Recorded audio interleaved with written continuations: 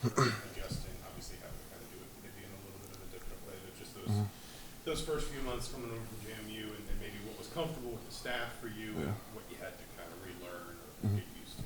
No, I mean it was a pretty easy transition. I've been with Coach Nettie for 5 years now, going on 6. So I'm very comfortable with him. Very comfortable with Coach Kuntz. Obviously, we had a lot of guys come over. So for the most part, the transition was pretty easy. System for us is basically the same. So yeah, I mean it was nothing too difficult. I mean just learning the area far from home. But other than that, it was a pretty smooth transition. We'll go Mike on your right, and then Matt. Yeah, you played, I think, the second most snaps from a defensive interior in the college football last year. What do you kind of attribute to your ability to sort of play all those reps, and do you anticipate being able to do that now that you've gone up a level against a powerful competition? Yeah, I mean it was strength and conditioning staff. They got us right in the summer. Also just taking pride in that. If my team needed me to do that, that's what I got to do. So there's really no option for me. If I got to play every snap, I'll play every snap. Coming up here, if I have to do the same, I will. But I don't really expect that. Our rooms, we got deep guys, deep room. So I don't really expect playing every snap. It's especially at this level, it's gonna be pretty tough to maintain throughout the year. We got a lot of guys in there, so I feel like we're gonna rotate pretty well. Were you dealing with the injury you had to get cleaned up in the spring during the year, or did you fight through stuff? Yeah, so it was a shoulder injury, so I played with it through the season last year. We'll go Matt, second row on your right, then we'll go to Jack. You mentioned it being a deep room. Just talk about that. Like, how excited are you guys to get out there? I mean, once the season gets started, and how high do you think the ceiling is, and how have you guys been able to gel some new faces in there? Yeah, I mean, I think we're gonna gel. We've been gelling very well. Getting to know each other well, know each other better. Marcus, CJ, Tyreek, Rob, all these guys. We can play different positions. So I feel like especially with Coach Kuntz kind of helping us out, getting us right in there. I feel like we're gonna be a good room, deep, and play a lot of bodies. We'll go Jack, first row on your left, then Todd. Just with your injury, what was kind of your recovery process like throughout the off season, and now that you're in fall camp, how have you been feeling physically out there? Yeah, I mean, it was just surgery. We had our bowl game, December, I think it was 23rd or 22nd, and I got surgery about a week or so later. I had my right one done, so this one, my left one, wasn't as bad. Just rehab stuff, typical just shoulder rehab, so it wasn't too bad. And yeah, I mean, fall camp, it's feeling good, feeling healthy, 100%. We'll go Todd and then Seth. James, kind of reflect on your journey to get here. I mean, I was reading up on it. You were at a camp back when Coach Sigetti was at Elon, and obviously, you were walking at JMU. I mean, how much do you reflect on the fact that you're standing here playing in the Big Ten?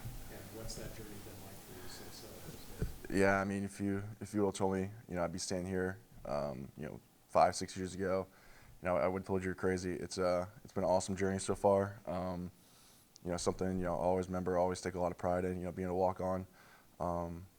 So yeah, I mean, the job's not finished. You guys got season left. One more ride with me. So I'm going to make the most of it. Just enjoy the time with these guys and these coaches. with Coach Signetti, the trust that you the two of you have had over the course of your career, how has that kind of flowered over time? What kind of creates that? Yeah, I mean, being able to play for Coach Signetti, it's it's an honor. I mean, he gave me this opportunity. He was basically the only real Division I coach who took a chance on me. So I'm forever grateful to him for that. And especially playing for him the past 5 years. The more experience you get, the more he trusts you, and the more he allows you to kind of go out there and play free. So I just over these 5-6 years, it's been an honor and a blessing to play for him. Seth and Pete. Yeah, I mean, you talked a bit about it, but what's it like for you, kind of being a veteran, just in Coach Haynes' defense and kind of knowing that system? And I mean, obviously, you all were working on it in spring, and you weren't really on the field for that, but just being a veteran in that system and kind of having everybody else still getting used to it. Yeah, I mean, we basically ran, before even Coach Haynes became, D coordinator at JMU, we, basically ran the same system for the most part. Obviously, Coach Haynes, came in and tweaked it here and there, but being able to help these guys, that was kind of my job in the spring. I wasn't playing, but I was trying to help them the best I can with the little details that Coach Kuntz and Coach Haynes, they harp on. So, off the field, I was trying to help them the best I can, just because I wasn't playing. So, I'm still trying to do that. Whatever questions they got, hopefully I have an answer for them, and continue to just kind of build that relationship with these other guys, and kind of show them the way, and kind of show them what the defense is about. How active of a role were you able to take of doing that sort of thing in spring? Yeah, I mean, it was hard because during practice I'd kind of be off to the side, but whenever I could, I'd be watching the team periods. If they came off, I'd be asking them if they have any questions, or what what look they got, what block, or anything like that. So I did the best I could with kind of the situation I was provided. We'll go Pete, second row on your left, and then Dylan. Kind of one of the objectives would be to win now. How optimistic are you guys in get that done? I mean, I believe in it 100%. I wouldn't be here if I didn't believe in it. I have full belief in Coach Ignetti and the staff and these guys. We're going to go out there. We're going to give it our all. Coach Ignetti, he doesn't expect anything less. So, I fully believe it 100%. Go Dylan in the second row, and then back to Zach. A couple of days of practice down here. Are there any similarities or differences between how Coach Ignetti ran things at JMU versus how things are going now? I mean, pretty much the same. Nothing too different. Practices are structured, the same.